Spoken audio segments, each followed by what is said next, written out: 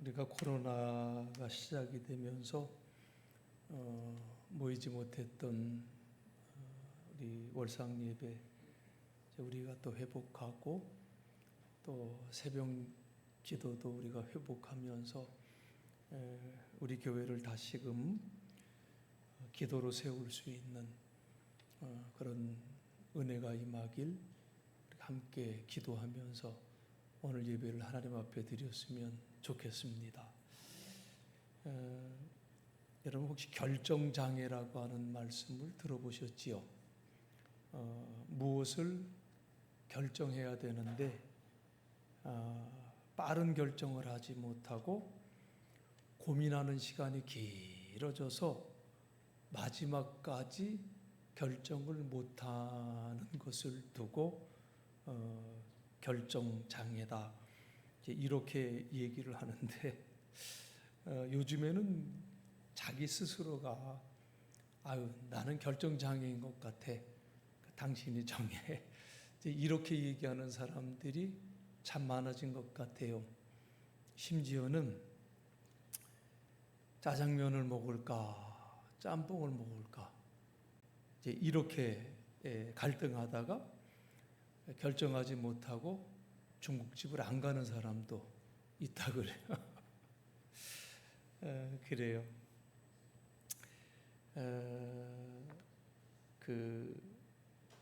독일의 올리버 에게스라고 하는 칼럼니스트가 있는데 그가 이제 어떤 얘기를 썼는가 하면 1980년대에 태어나서 1990년대에 학창 시절을 보낸 젊은 층을 가리키는 용어로서 X세대라고 하는 그 표현을 씁니다. 그리고 이제 이 X세대의 특징이 뭐냐면 메이비 세대다 이렇게 정의를 했는데, 바로 아날로그 시대에서 디지털 시대로 넘어가는 시대인데, 그때 그들은 개인적인 특성이 강하면서도 반면에 결정을 잘 못하는 그러한 장애를 안고 살아가는 세대다 이렇게 얘기를 했어요.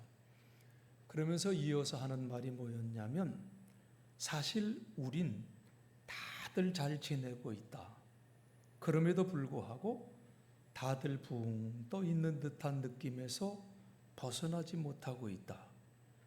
제자리 걸음만 반복하고 있는 느낌, 아무것도 결정할 수 없을 것 같은 느낌, 뭐가 옳고 그른지 판단할 수 없는 느낌, 뭐라 이름 붙일 수 없는 그런 느낌이 우리 시대를 지배하고 있다. 이렇게 정리를 했어요. 그러니까 이 예게세라고 하는 사람이 결정장애 세대의 특징으로 거론했던 것들은 대개 이런 것들이었었어요. 어떤 물음에도 단호하고 분명한 대답을 찾지 못한다는 거예요. 그래서 많이 하는 얘기가 뭐냐면 글쎄라고 하는 말, 아마도라고 하는 말, 그리고 그렇습니다, 아닙니다 라고 얘기를 하지 않고 그런 것 같습니다, 아닌 것 같습니다, 이제 이런 말로 이 똑부러지는 대답을 하지 못하는 경우가 허다하고, 또 어딘가에 잘 정착하지도 못하고 또 한 가지 일에 집중하지도 못하는 경향을 보이고 있다는 거예요.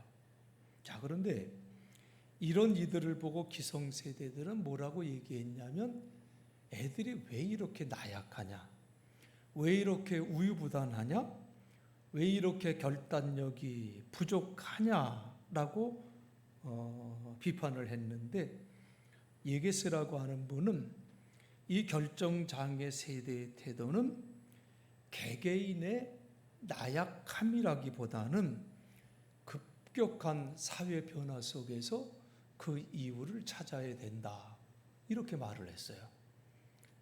사회가 초고속 디지털로 변화되면서 선택의 범위가 과거와는 비교할 수 없을 정도로 넓어졌다는 거예요. 많아졌다는 거예요.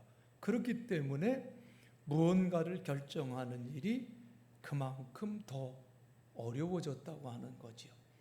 그러니까 옛날 아날로그 시대의 사람들은 대개 둘이나 셋, 많아야 네다, 다섯, 그 안에서 하나를 고르던 시대였었는데 이제는 훨씬 많아진 선택의 폭이 생겼다는 거예요. 그래서 결정을 잘 못하고 살아가는 경우들이 많다고 하는 얘기죠. 이 말이 사실은 긍정이 됩니다. 과연 뭐를 결정하며 살아가야 될 것인가? 그렇지만 여러분, 사람은 항상 무언가를 결정하면서 살게 돼 있어요. 그런데 그 결정에는 몇 가지, 여러 가지가 있지만 한 세 가지 정도로 정리해서 생각해 보면, 결정 가운데에는 일상적인 결정이 있지요. 우리가 하루를 그냥 시작하는 것 같지만 가만히 생각해 보면 뭔가를 결정해야 된다고 하는 거예요. 어떤 일을 하고 누구를 만나느냐에 따라서 입는 옷도 달라져요. 그렇죠? 이런 일상적인 결정이 있는가 하면, 두 번째로는 중간 단계의 결정이 있습니다. 일상적인 생활에서의 결정보다는 한 단계 높은 결정으로 말하자면, 공부하는 이들이 어떤 전공을 택할까? 또 취업을 준비하는 학생이 어떤 직장을 선택할까? 이것을 놓고 생각하고 결정하는 것. 또 나아가서 내가 어떤 배우자를 선택해서 결혼을 해야 될 것인가?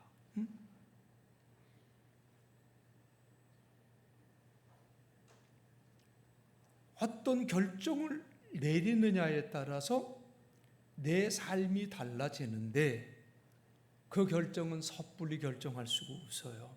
그래서 인생의 이 중간 결정이 참으로 중요합니다.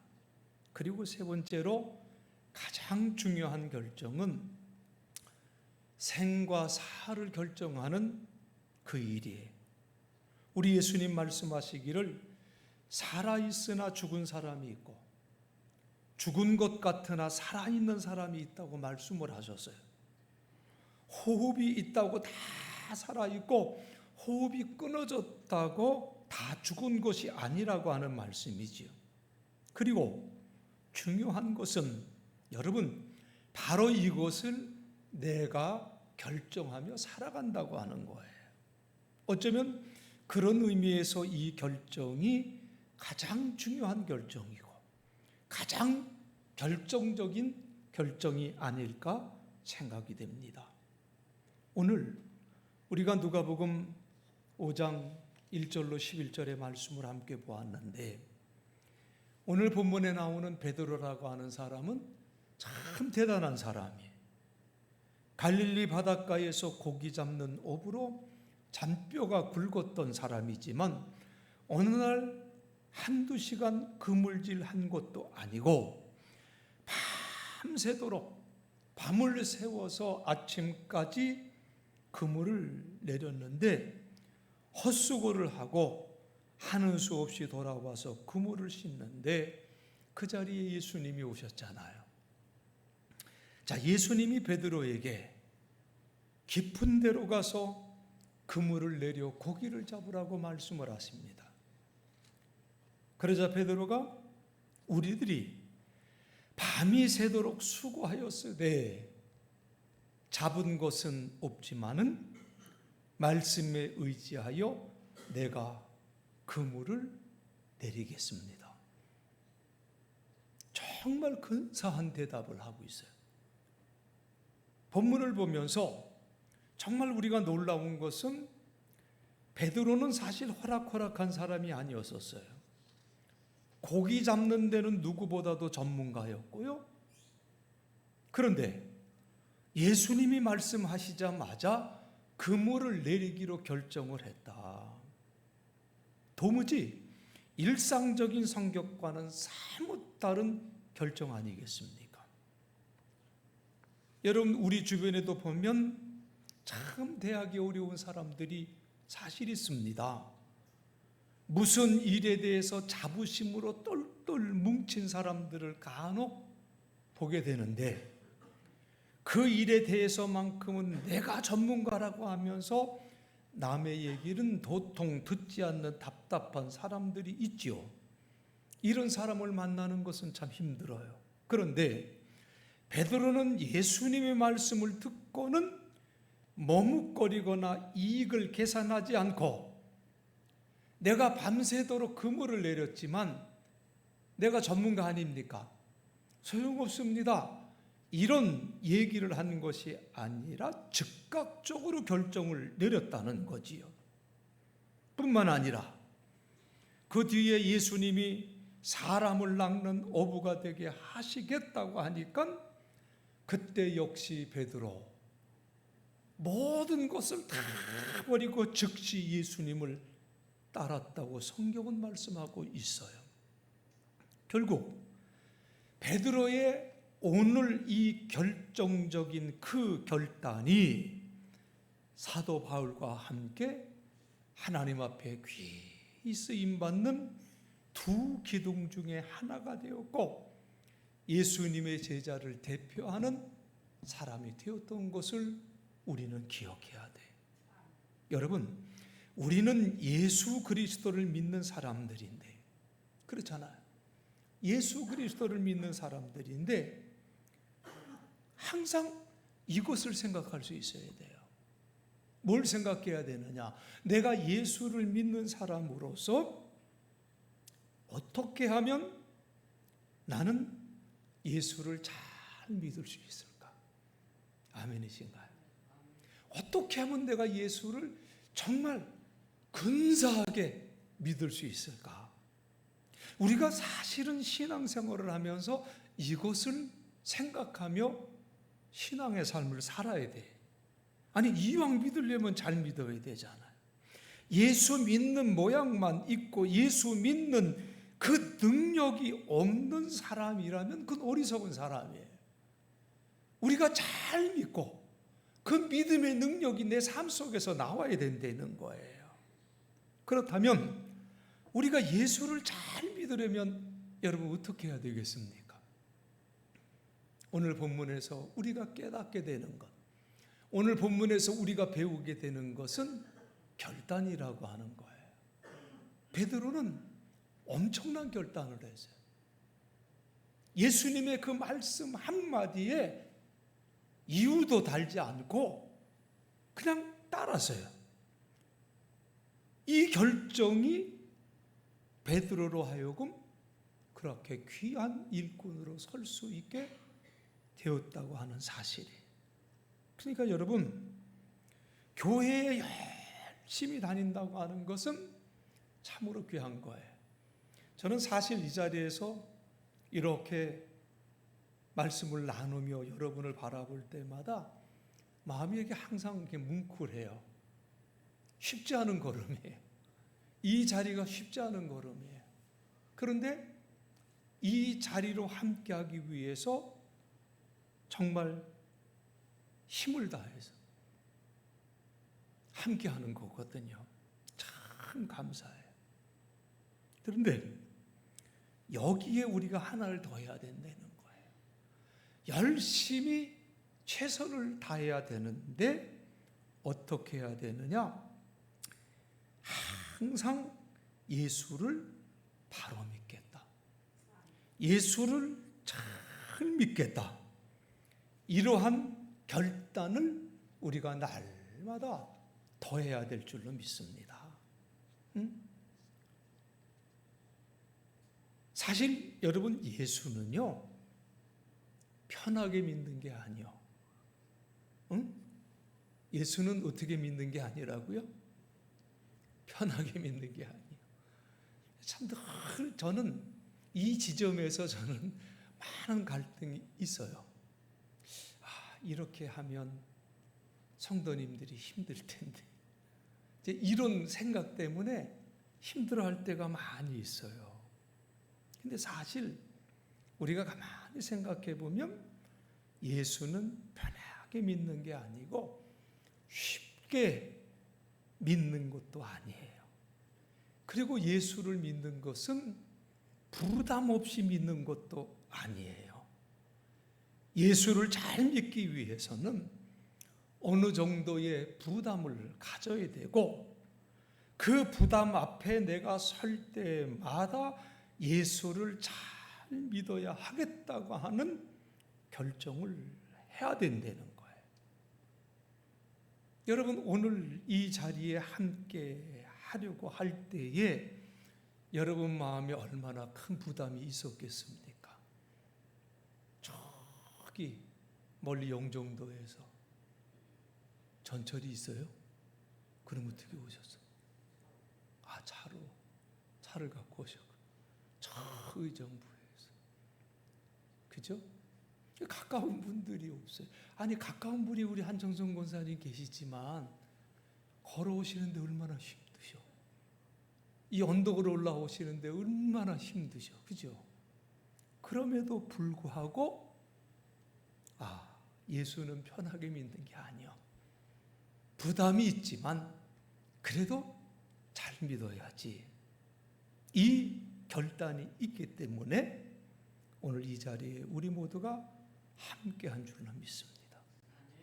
여러분, 절대로 내가 어떻게 믿다 보니까 여기까지 왔어요, 이렇게 말하면 안 돼요.